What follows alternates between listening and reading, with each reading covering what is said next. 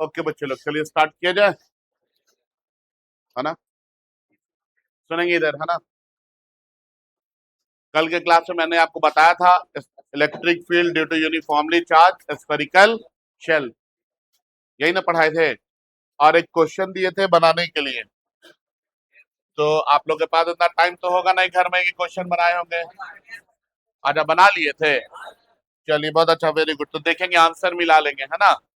बोलता है कि एक स्फेरिकल शेल है, इस स्फेरिकल शेल पे हमने पॉजिटिव चार्ज बराबरी से बांट दिया है, और कितना चार्ज बांटे हैं, 1 माइक्रोकुलम का, यही है ना। ठीक है, तो आपको Q का वैल्यू दे दिया है 1 माइक्रोकुलम। 1 माइक्रो का मतलब होता है 1 × 10⁻⁻6 कुलम। ठीक है, बोलता है कि इस स्फेरिकल शेल का जो रेडियस है, ये रेडियस कितना है बाबू, 10 सेंटीमीटर, यही दिया है ना। कितना, स्फेरिकल शेल का रेडियस 10 सेंटीमीटर है ना। स्फेरिकल शेल का रेडियस आपको 10 सेंटीमीटर दिया गया है। इसके बाद आपको बोला गया है कि पहले केस में क्या बोला गया है, पहले केस में कि सेंटर से 30 सेंटीमीटर की दूरी पे इलेक्ट्रिक फील्ड बताइए। तो जैसे सेंटर से 30 सेंटीमीटर बोल दिया, तो 10 सेंटीमीटर के बाद तो ये खत्म हो गया स्फीयर, तो मतलब आउटसाइड द शेल आ गए हम लोग, हाँ या ना। तो आर का वैल्यू, स्मॉल आर का वैल्यू कितना हो गया, 30 सेंटीमीटर। 30 सेंटीमीटर बोले तो 30 × 10⁻⁻2 मीटर। अब इतनी दूरी पे आपको इलेक्ट्रिक फील्ड बताना है, तो इलेक्ट्रिक फील्ड क्या होगा, 1/4πε0 Q divided by R square. Value put करेंगे, 1/4πε0 का वैल्यू कितना होता है, 9 × 10⁻9 होता है, इंटू Q का वैल्यू कितना है, 1 × 10⁻⁻6। आर स्क्वायर कितना है, 30 × 10⁻⁻2 का होल स्क्वायर। होल स्क्वायर लिखे या दो बार मल्टीप्लाई कर दे, बात बराबर है। 3 3 9, 3 10 30, 3 1 3, 3 10 30। 10 × 10 100, और ये 10⁻⁻2 कट जाएगा, आपको ई का वैल्यू मिलेगा 1 × 10⁻9। यहाँ पे -6, ये -2 ऊपर जाएगा तो +2, तो कितना आ जाएगा, 1 × 10⁻5 न्यूटन पर कुलम। पहले वाले का आंसर आया है। ओके, दूसरा क्या बोला है, दूसरा R इक्वल टू 10 सेंटीमीटर, मतलब on the surface of the shell हो गया ना। ठीक है, और सरफेस ऑफ द शेल अगर है तो सेंटीमीटर को मीटर में कन्वर्ट कर देंगे हम लोग। और electric field on the surface of the shell क्या पढ़े हैं, 1/4πε0 Q divided by R square. Value put करेंगे, 9 × 10⁻9 इंटू 1 × 10⁻6 डिवाइडेड बाई 10 × 10⁻2 का होल स्क्वायर है ना। तो होल स्क्वायर नहीं लिख के दो बार मल्टीप्लाई कर दिए, 10 × 10 100, और ये 10⁻2 कट गया, कितना आ गया, 9 × 10⁻9 -6 + 2, कितना आ गया ये, 9 × 10⁻5 न्यूटन पर कुलम। दूसरे का यही आंसर आया होगा। तीसरे का बताइए कितना आया। आर आपको दिया 8 सेंटीमीटर, जैसे 8 सेंटीमीटर दिया मतलब हम कहाँ आ गए, अंदर में आ गए ना, स्फेयर के अंदर हो गया ना। और आपको मैंने बताया है कि स्फेरिकल शेल के अंदर में इलेक्ट्रिक फील्ड का वैल्यू कितना, 0, तो डायरेक्ट क्या लिख देंगे, 0 लिख देंगे। ठीक है, समझ गए बात। जो लोग नहीं बनाए जल्दी से कॉपी कीजिए, सब लोग बना लिए हैं।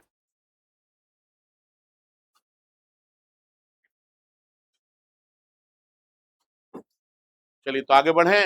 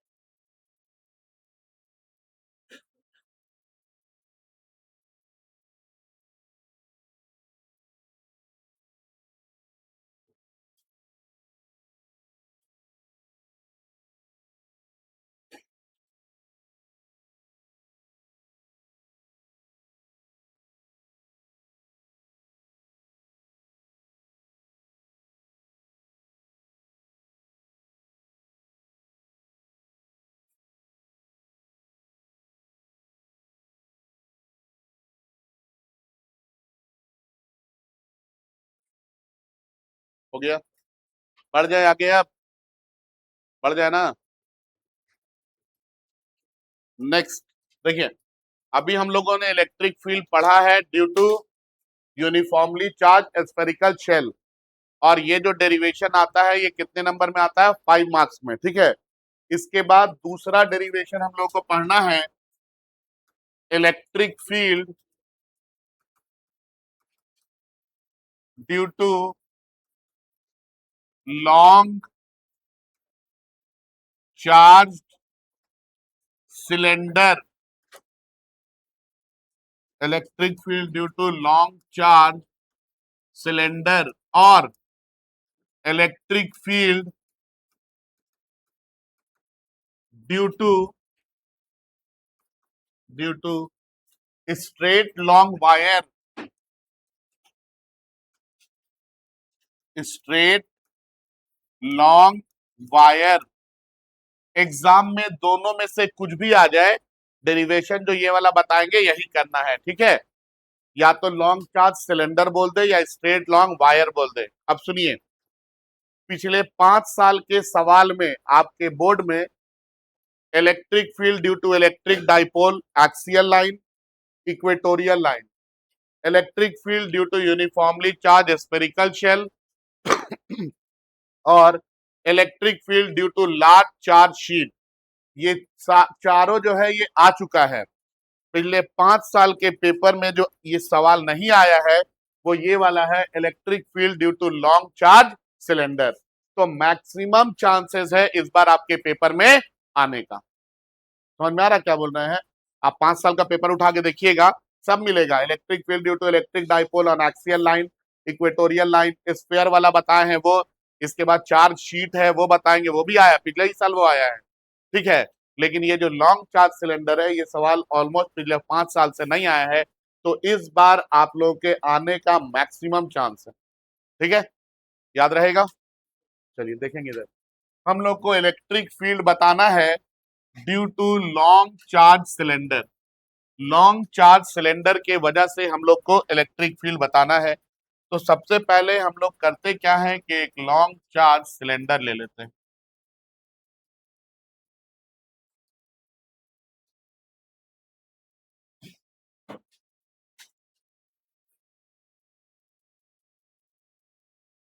मान लेते हैं कि ये एक सिलेंडर है मेरे पास, ठीक है, और इस सिलेंडर का जो लेंथ है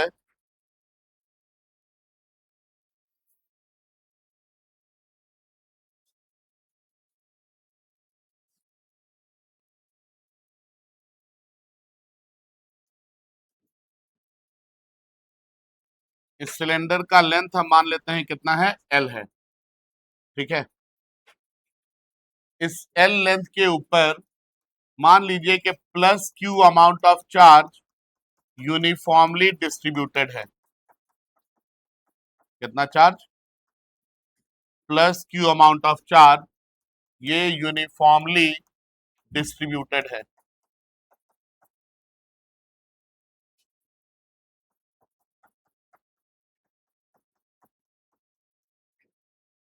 ठीक है। इसके बाद ये एक्सिस ऑफ द सिलेंडर है, क्या है ये? Axis of the cylinder. मान लेते हैं कि इस सिलेंडर का जो रेडियस है ये कैपिटल आर है। रेडियस कितना है? कैपिटल आर है। हमको बोला गया कि इस सिलेंडर से कुछ दूरी पर एक पॉइंट है पी, ठीक है। सिलेंडर के एक्सिस से कुछ दूरी पर एक पॉइंट है पी। ये कुछ दूरी जो है ये स्मॉल आर है। कितना है? स्मॉल आर है। आप बताइए कि इस पॉइंट पी पे इलेक्ट्रिक फील्ड कितना होगा? क्या पूछा गया? पॉइंट पी पे इलेक्ट्रिक फील्ड बताना है। पॉइंट पी पे इलेक्ट्रिक फील्ड पूछा गया का मतलब है कि यहाँ पे एक यूनिट पॉजिटिव चार्ज रखा हुआ है, इस यूनिट पॉजिटिव चार्ज पे हमको फोर्स बताना है। ये पॉजिटिव, ये पॉजिटिव, पॉजिटिव पॉजिटिव में क्या होगा? रिपल्शन होगा, तो इधर फोर्स लगेगा, और इसी फोर्स को हम लोग इलेक्ट्रिक फील्ड बोलेंगे, बोलेंगे ना, ठीक है। मान लेते हैं कि ये इलेक्ट्रिक फील्ड कितना है? ई है, ठीक है। हम लोग अभी क्या टॉपिक पढ़ रहे हैं, गॉसेस थ्योरम का एप्लीकेशन। और आपको एक बात पता है कि Gauss's theorem is only applicable for close surface, वो सिर्फ किसके लिए एप्लीकेबल है? तो यहाँ पे क्या ये पॉइंट पी क्लोज सरफेस में है? नहीं है। अगर क्लोज सरफेस में नहीं है तो हमको क्या करना पड़ेगा, इसको एक क्लोज सरफेस में लाना पड़ेगा। ठीक है, अब मान लीजिए कि ये सिलेंडर है, इस सिलेंडर को क्लोज करने के लिए आप इस तरह से एक दूसरा सिलेंडर लगा सकते हैं ना, हाँ या ना? लगा सकते हैं ना ऐसे करके। अब देखिए क्या ये हो गया क्लोज? अभी नहीं हुआ है। ऊपर से भी हमको कवर करना पड़ेगा और नीचे से भी कवर करना पड़ेगा। तो बताइए, तो एक क्लोज सरफेस ये सिलेंडर बनाने के लिए आपको क्या क्या चीज का इस्तेमाल करना पड़ा? कौन कौन से सरफेस का? एक कर्व सरफेस का इस्तेमाल किए हैं आप लोग, हाँ या ना? और ऊपर और नीचे कैसा सरफेस है? प्लेन है ना? अरे सिलेंडर के ऊपर प्लेन रहता है ना, दिख रहा ना प्लेन है, हाँ या ना? तो ऊपर में एक प्लेन सरफेस रहेगा और नीचे में एक प्लेन सरफेस रहेगा। मतलब एक क्लोज सरफेस बनाने के लिए आप लोग एक कर्व सरफेस का इस्तेमाल कर रहे हैं और दो प्लेन सरफेस का इस्तेमाल कर रहे हैं। क्लियर है यहां तक? हम लोग बिल्कुल इसी तरह से इस पॉइंट पी को क्या करेंगे, क्लोज कर देंगे। ठीक है, आइए देखते हैं कि कैसे ये पॉइंट पी क्लोज होगा।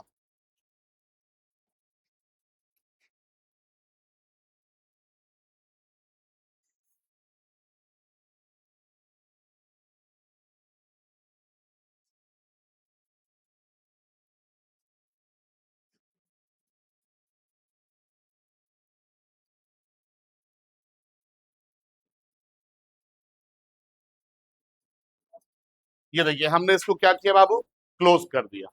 ठीक है, ऊपर से प्लेन सरफेस, नीचे से प्लेन सरफेस और साइड से कर्व सरफेस। ठीक है, मान लेते हैं कि ये जो हमने लिया है सरफेस, ठीक है,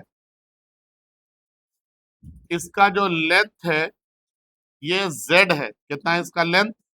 z है। ठीक है, z लेंथ के क्लोज सरफेस से हमने क्या किया है, कुछ दूरी तक इस लॉन्ग सिलेंडर को क्लोज कर दिया है। ठीक है, पूरा क्लोज नहीं किए, कुछ दूर तक ही क्लोज किए हैं। ठीक है, अगर मान लीजिए मेरा इलेक्ट्रिक फील्ड इस z के ऊपर डिपेंड करेगा तो हमको पूरा का पूरा लेंथ क्लोज करना पड़ेगा, और नहीं डिपेंड करेगा तो नहीं करना पड़ेगा। ठीक है, आगे बढ़े, अब सुनेंगे आगे।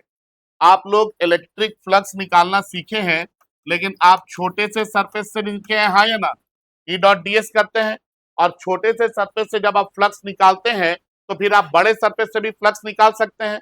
तो मैंने किया क्या कि ये जो पॉइंट पी है यहाँ पे, इसको आप देख रहे होंगे, यहाँ पे ब्लैक डॉट दिख रहा है, दिख रहा ना ये वाला?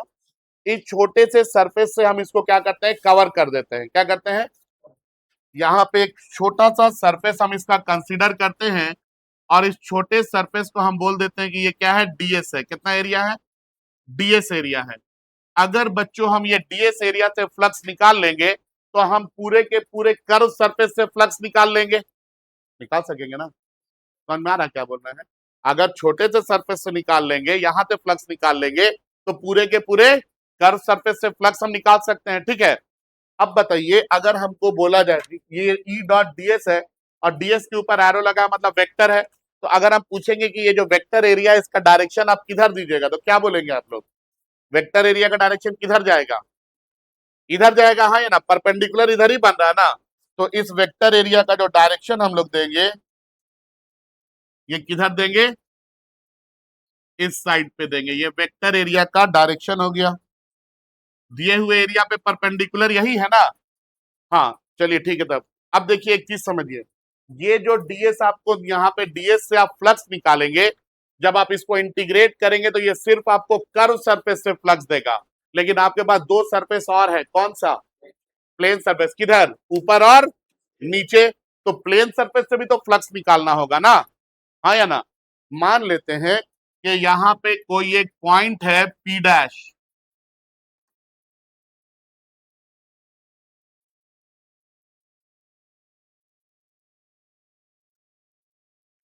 यहाँ पे कोई एक पॉइंट है पी डैश। ठीक है, एक पॉइंट कंसीडर कर लिए प्लेन सरफेस पे पी डैश। यहाँ पे एक यूनिट पॉजिटिव चार्ज लाके रख दिए हैं। अब देखिए ये पॉजिटिव, ये पॉजिटिव, पॉजिटिव पॉजिटिव में क्या होगा? तो रिपेल करेगा तो इधर आपको इलेक्ट्रिक फील्ड मिलेगा, हाँ या ना। मान लेते हैं इस इलेक्ट्रिक फील्ड को मैंने बोल दिया कि ये कितना है, ई डैश है, ठीक है। अब क्या है कि पूरे के पूरे प्लेन सरफेस से एक बार में फ्लक्स नहीं निकाल सकेंगे, तो पहले हमको क्या करना पड़ता है, छोटे सरफेस से फ्लक्स निकालते हैं ना। तो पहले ये प्लेन सरफेस पे एक छोटा सा एरिया कंसिडर करेंगे, मान लेते हैं इस एरिया को हमने डेल एस बोल दिया, क्या बोल दिया, डेल एस। अगर हम डेल एस एरिया से फ्लक्स निकाल लें तो हम पूरे के पूरे प्लेन सरफेस से भी फ्लक्स निकाल सकेंगे। क्या करना होगा उसके लिए, प्लेन सरफेस में इंटीग्रेट करना होगा। अब जरा बता सकते हैं कि इसको वेक्टर एरिया बनाने के लिए डायरेक्शन किधर देंगे आप। देखिए ये प्लेन है, ऐसे करके इस प्लेन पे परपेंडिकुलर किधर ड्रॉ होगा, मेरा जो हाथ है ये प्लेन है, परपेंडिकुलर किधर ड्रॉ करेंगे आप, ऊपर की तरफ करेंगे ना, हाँ या ना। परपेंडिकुलर किधर ड्रॉ करेंगे, ऊपर की तरफ। तो अगर यहाँ पे आपसे पूछा जाए कि वेक्टर एरिया का डायरेक्शन बताइए तो आप क्या बोलेंगे, ऊपर की तरफ। मान लेते हैं इसको हम लोग बोल देते हैं एन डैश कैप, ठीक है। सुनेंगे, छोटे से एरिया से फ्लक्स निकालेंगे, इंटीग्रेट करेंगे तो प्लेन सरफेस से फ्लक्स निकलेगा। ये छोटे से एरिया से फ्लक्स निकालेंगे, इंटीग्रेट करेंगे तो कर्व सरफेस से फ्लक्स निकलेगा। दोनों प्लेन सरफेस का फ्लक्स और कर्व सरफेस का फ्लक्स अगर ऐड कर देंगे तो क्या हो जाएगा, क्लोज सरफेस का फ्लक्स हो जाएगा। और गॉस के हिसाब से हमको क्लोज सरफेस से ही ना फ्लक्स निकालना है, समझ में आ रहा है। तो पहले हम क्लोज सरफेस से फ्लक्स निकालेंगे। यहां तक जो डायग्राम है इसमें कोई दिक्कत आप लोगों को, ये चीज समझ में आया। आगे बढ़े, चलिए आगे सुनेंगे। अभी अगर हम आपसे पूछे कि बच्चों बताइए ये ई एंड ई डैश क्या है, ई एंड ई डैश, तो आप क्या बोलेंगे, इलेक्ट्रिक फील्ड है। कहां कहां पे, electric field at point P and P dash, ठीक है। N cap and N dash cap क्या है, ये unit vector, unit vector perpendicular to area dS and del S, हाँ या ना। डीएस और डेल एस क्या है, ये स्मॉल एरिया है, स्मॉल एरिया सराउंडिंग, घेरे हुआ है। किसको घेरे हुआ है बाबू, small area surrounding P and P dash, ठीक है। समझ में आ रहा है कुछ, आगे बढ़े। क्यू क्या है, amount of charge uniformly distributed, uniformly distributed along the length, along the length L। अच्छा बाबू, L लेंथ पे, यहां से यहां तक का लेंथ L है ना, L लेंथ पे अगर Q चार्ज है तो वन लेंथ पे कितना होगा, Q बाई L। और वन लेंथ पे जो चार्ज होता है उसको आप लोग क्या बोलते हैं, क्या लीनियर, वन लेंथ पे जितना चार्ज डिस्ट्रीब्यूट होता है उसको क्या बोलते हैं, हाँ लीनियर चार्ज डेंसिटी, इसको लैम्डा से लिखते हैं ना।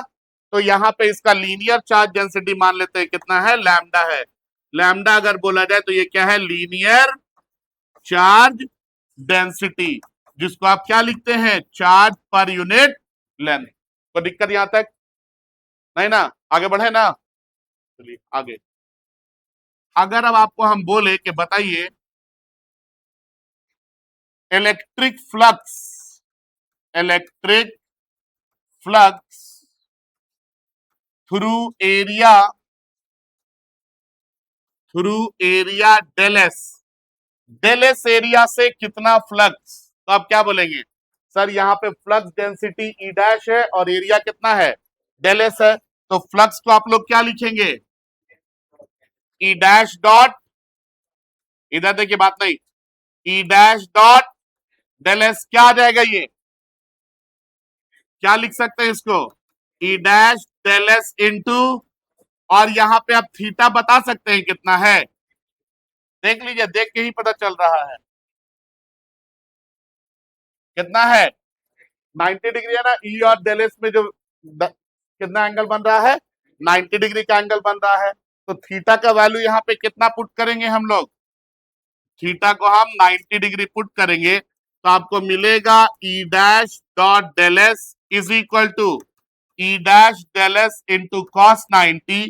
और बाबू कॉस 90 का वैल्यू कितना होता है 0, तो E dash dot del S is equal to E dash del S into 0 हो जाएगा।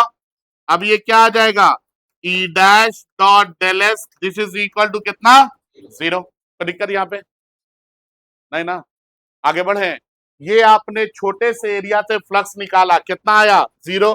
अगर पूरे के पूरे प्लेन सरफेस से निकालना होगा तो क्या करेंगे इंटीग्रेट करेंगे। तो आपको हम अगर बोले कि बताइए total electric flux, total electric flux through plane surface, through plane surface, तो आप बोलेंगे ना सर नाउ इंटीग्रेटिंग, क्योंकि टोटल अगर हमको प्लेन सरफेस से निकालना है, मान लीजिए ऊपर वाले सरफेस से निकालना है, तो पूरे सरफेस के लिए हमको क्या करना होगा छोटे वाले एरिया को इंटीग्रेट करना होगा। तो हम इसको इंटीग्रेट करेंगे, लेकिन इंटीग्रेशन सिर्फ प्लेन सरफेस का हो रहा है ना, तो इंटीग्रेशन के नीचे क्या लिख देंगे प्लेन। ये क्या आ जाएगा E dash dot del S this is equal to integration of 0। ये 0 को इंटीग्रेट करेंगे तो आपको क्या मिलेगा बच्चे लोग,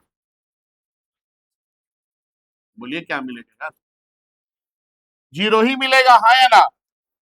तो E dash dot del S ये प्लेन सरफेस के लिए, कौन से सरफेस के लिए प्लेन सरफेस के लिए ये वैल्यू कितना आ गया 0। अब समझिए बात, मतलब ये हो गया कि ऊपर वाला जो प्लेन सरफेस है यहां से कोई भी फ्लक्स, तो अगर ऊपर वाला से नहीं निकलेगा तो नीचे वाला से भी नहीं निकलेगा, हाँ या ना, समझ में आ रहा है। चलिए आगे बढ़े, अब हम लोग ये छोटे से एरिया डीएस से फ्लक्स निकालेंगे, ठीक है। तो हम आपको बोले कि बच्चे लोग बताइए electric flux, electric flux through area, through area DS, क्या बोलेंगे आप डीएस में इलेक्ट्रिक फ्लक्स डेंसिटी कितना लिखे हैं ई डॉट डीएस, क्या आ जाएगा ये आ जाएगा ई डीएस कॉस थीटा। और बाबू यहाँ पे ई और डीएस के बीच में कितना एंगल बना है 0 बना है, देखे है ना। देखिए दोनों का डायरेक्शन क्या है, अगर दोनों का डायरेक्शन सेम है मतलब कि कितना है एंगल 0 डिग्री, हाँ या ना। तो यहाँ पे हम लिखेंगे इसको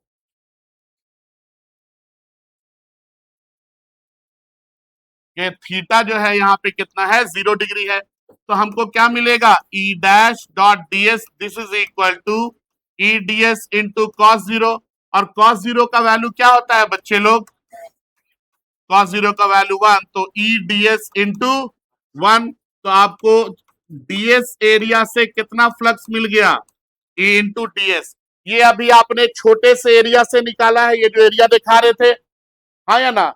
अगर पूरे के पूरे कर्व सरफेस से निकालना होगा तो क्या करेंगे इंटीग्रेट करेंगे। तो हम आपको बोले अगर के बताइए total electric flux, total electric flux through curve surface, कौन सा surface curve surface, curve surface से क्या होगा, तो आप बोलेंगे सर अब आप इसको क्या कीजिए इंटीग्रेट कर दीजिए। हम बोले ठीक है कर देते हैं, नाउ इंटीग्रेटिंग, इसको इंटीग्रेट करेंगे क्या मिलेगा हमको मिलेगा integration of E dot DS.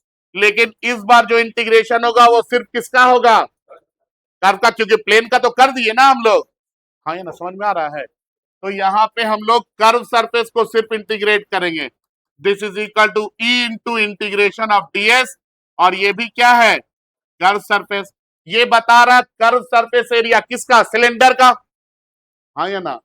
आप जो सिलेंडर लिए हैं, जो यहाँ पे आपने सिलेंडर बनाया है गॉसियन सिलेंडर, इसका कर्व सरफेस एरिया बता सकते हैं, ये वाला ना गॉसियन सिलेंडर तो यही है, मेरे काम का यही सिलेंडर है ना, इसका कर्व सरफेस एरिया बता सकते हैं, बोलिए 2 पाई आर एच, ये इसका circumference 2 pi R into height H. तो यहाँ पे 2 पाई इंटू स्मॉल आर और इसका हाइट कितना जेड। तो क्या लिखेंगे यहाँ पे इसको इंटीग्रेट करके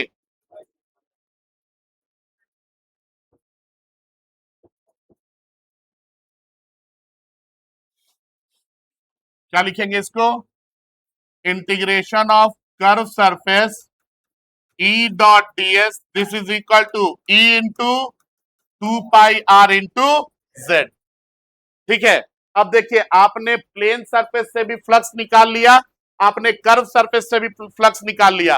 अब अगर हम आपको बोले कि बताइए total electric flux through close surface, total electric flux through close surface, क्या बोलेंगे आप कि sir total electric flux close surface से तो ऐसे लिखते हैं E डॉट ds का इंटीग्रेशन क्लोज सरफेस में, यही है ना क्या पढ़ते हैं इस चीज को?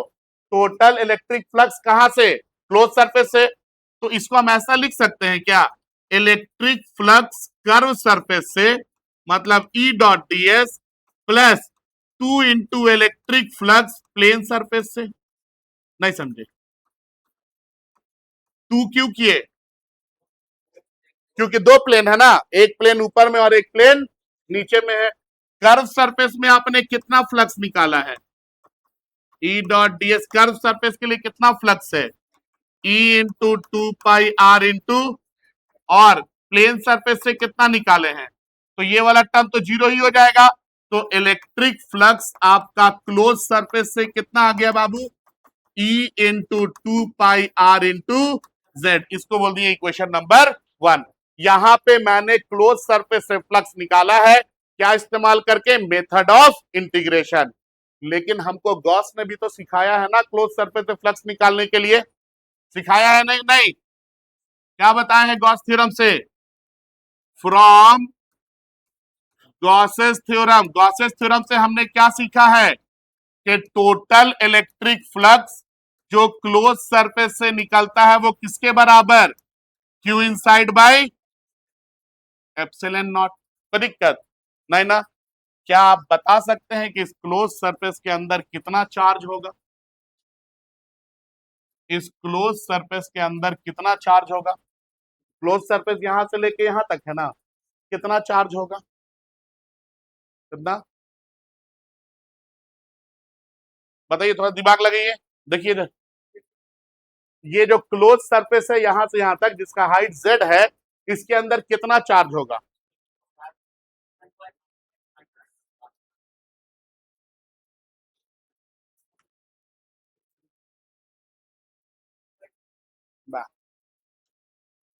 थोड़ा सा ध्यान दीजिएगा तो बता दीजिएगा, सब कुछ बता दिए हैं।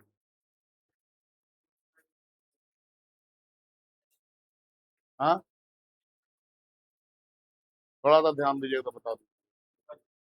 2 पाई क्यू बाई,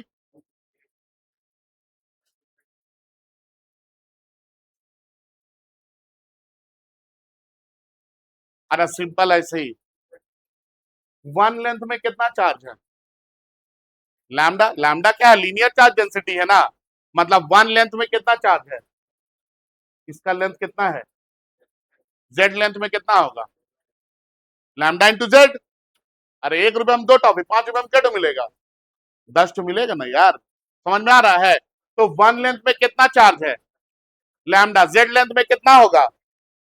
लैम्डा इंटू, दूसरा तरीका, ये टोटल कितना लेंथ है? एल लेंथ में कितना चार्ज है? वन में कितना होगा? Q by L. जेड में कितना हो जाएगा? Q by L into Z. नहीं समझे?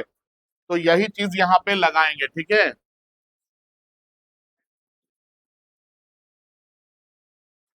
थोड़ा छोटा छोटा डेरिवेशन है इसका। देखिए इधर है ना, इधर इधर एल लेंथ में कितना चार्ज था? वन में कितना होगा? और जेड में कितना हो जाएगा? Q by L into Z. यही होगा ना यार? तो ये आपका क्यू इनसाइड निकल गया, कितना निकल गया? Q into Z divided by L. Q by L को आप क्या लिख सकते हैं? चार्ज पर यूनिट लेंथ को क्या लिख सकते हैं? हाँ, लैम्डा। तो क्यू इन को हम और क्या लिख सकते हैं? लैम्डा इंटू, उठा के आप पुट कर दें, putting the value of Q in, putting the value of Q in, क्या आ जाएगा? total electric flux coming out of closed surface is equal to lambda into z divided by, ये हो गया इक्वेशन नंबर 2। आपने एक फ्लक्स यहां निकाला है उसी क्लोज सरफेस के लिए इंटीग्रेशन का इस्तेमाल करके, एक फ्लक्स यहां निकाला है उसी क्लोज सरफेस के लिए गॉसेस थ्योरम का इस्तेमाल करके, हाँ या ना। मतलब दोनों फ्लक्स क्या है यहाँ पे, सेम है। तो फ्रॉम 1 and 2 हम लोग क्या लिख सकते हैं, फ्रॉम 1 and 2 हम लोग लिख सकते हैं E into 2 pi r into z is equal to lambda into Z divided by, ये z कट जाएगा, 2 पाई r को उधर भेज दें तो E इज इक्वल टू कितना आ जाएगा, 1/2 पाई एप्सिलॉन नॉट इंटू ऊपर में कितना है लैम्डा, ये r इधर जाएगा तो डिवाइडेड बाई r। ये एक्सप्रेशन है for electric field due to long charge cylinder या फिर स्ट्रेट लॉन्ग वायर, दोनों के लिए यही फॉर्मूला आता है। ठीक है, समझ गए बात, हाँ या ना। कितने मार्क्स का, 5। आप लोग सोच रहे हो 10-12 नंबर का मिल जाता,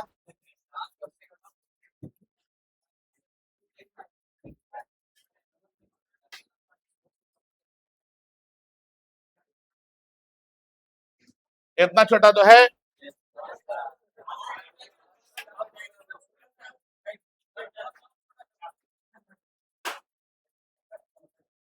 दिख जा रहा है इतना, देखिए तो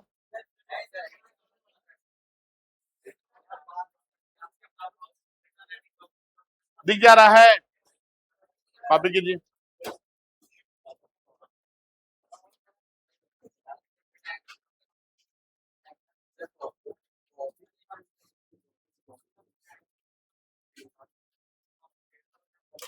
अब ठीक है, इतना तो दिख रहा होगा यार, कॉपी कर लीजिए, फास्ट कॉपी करेंगे है ना।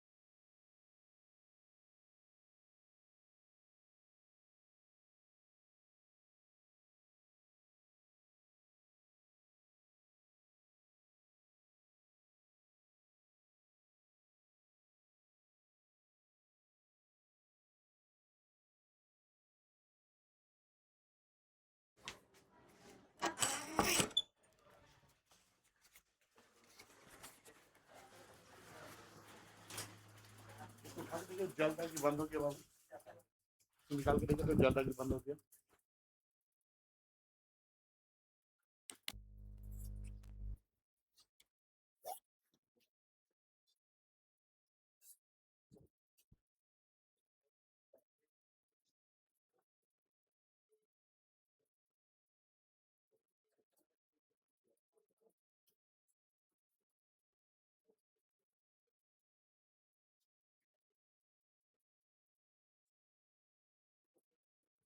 पहला 2 कॉलम लिख लिया आप लोग।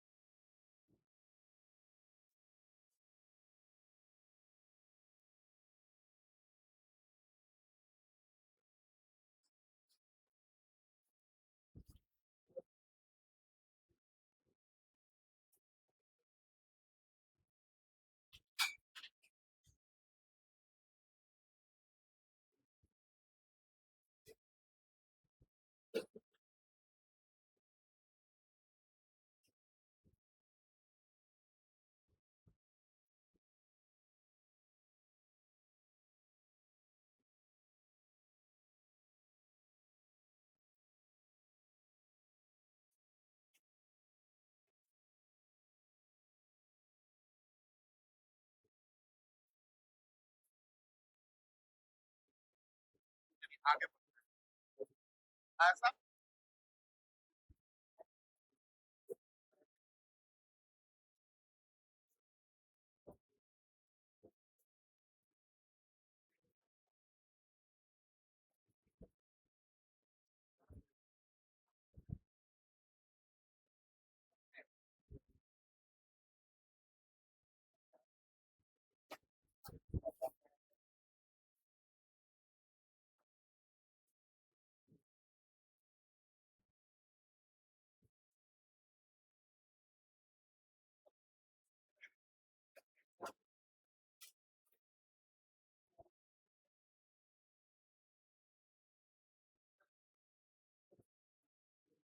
one time, not time.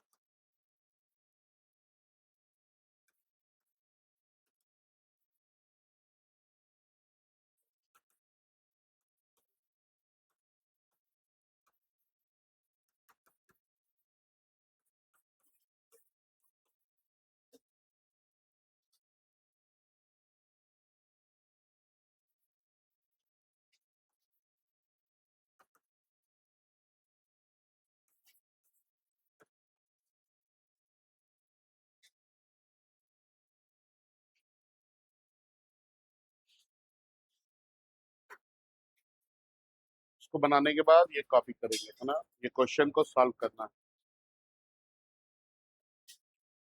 नहीं, आसान क्वेश्चन है, बनेगा इस तरह के न्यूमेरिकल 3 मार्क्स में पूछे जाते हैं।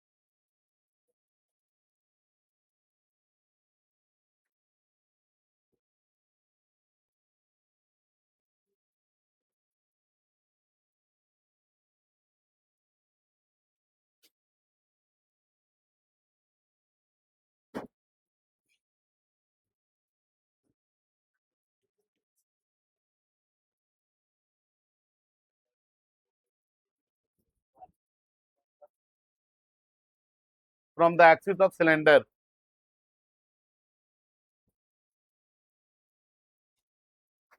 having linear charge density 1/6, आगे आंसर बनाइए ना तब।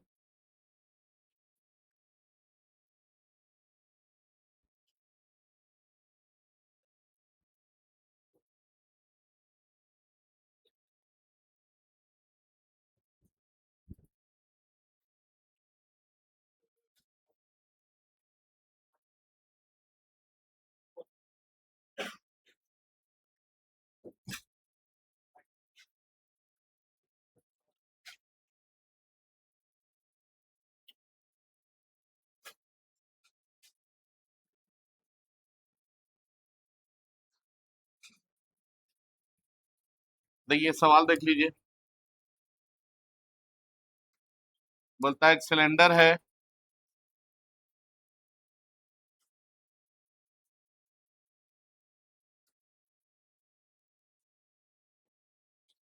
इसके एक्सिस से